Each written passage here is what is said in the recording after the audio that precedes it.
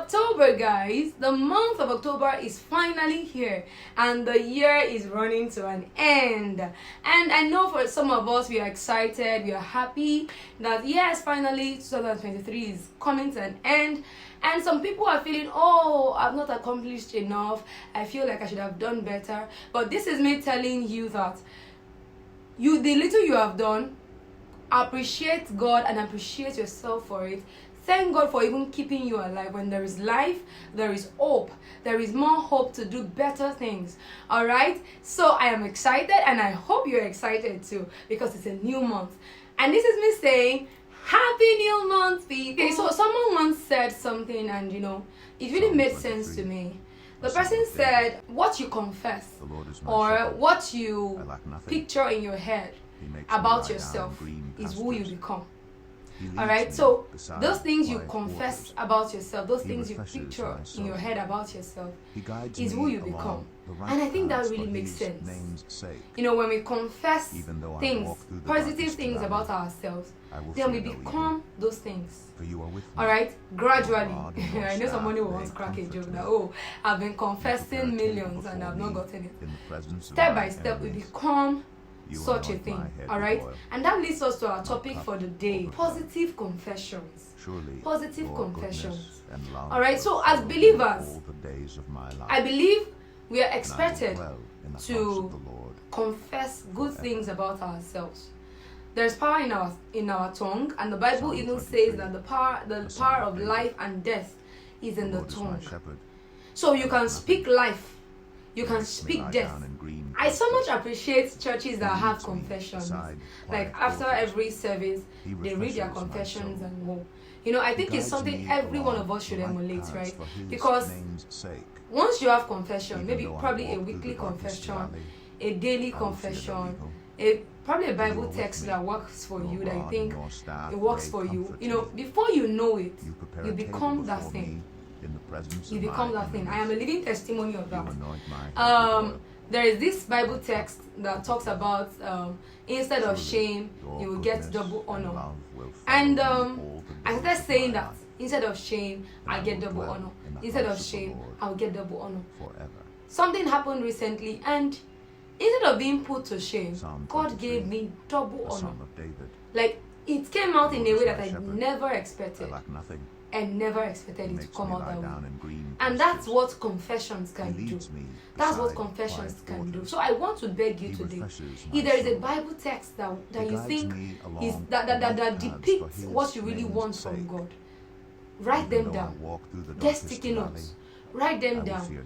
Memorize it and say it constantly. Pray it constantly until it becomes your reality. Are you sick? Have you gotten a doctor's report? And the doctor is saying, oh, you have this, oh, you have that. That's the doctor's confession. But what is your own confession? What are you confessing? Now, I'm not against taking medicine or receiving treatments. No, I am not.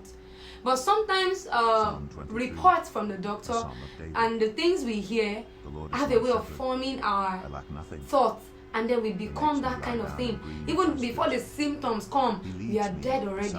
No, and that reminds me of a time I was sick. I think 2020 or thereabout, and it was not funny. It was not funny because there were a lot of things. I was treating malaria. I was treating different things, and it wasn't working. I was spending almost a month. It has never happened to me before in my entire life. And I will spend almost a month on sick bed. I mean, the worst that can happen is 1 week. In 1 week, I'm up again. It started from this, led to this and that. And a month, I'm down.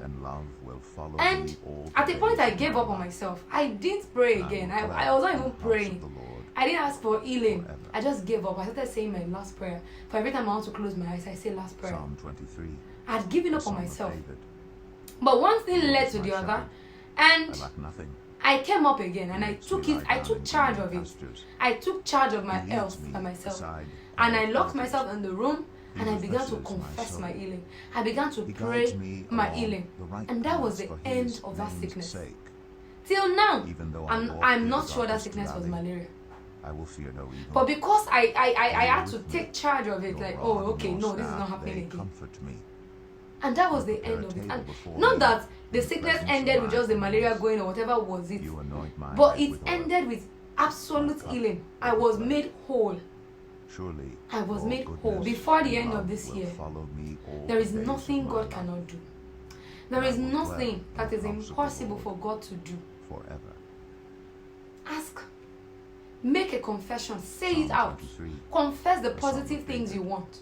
Oh, people are saying, Ember months, so there's usually no money. Ember months, so and they used to kidnap people. Ember months, so people used to die. You will tell people that as for me and my household, as for me and my loved ones, as for me and my family, even though I walk through the darkest valley, we will live for the Lord. We will live, we will not die. We will not be victims of evil circumstances. Begin to confess positive things. Don't join the crowd. You are a believer. Even when others are saying there's a casting down, you will say there's a lifting up. In your health, confess the positive. I will not die. This sickness will not be the end of me. This sickness is not to death. Forever. I don't know why this is coming, but I'm sure it is for one person. Please confess positivity into your life and into the lives of your children. You are a believer. There is power in your tongue, and you should confess the things you want.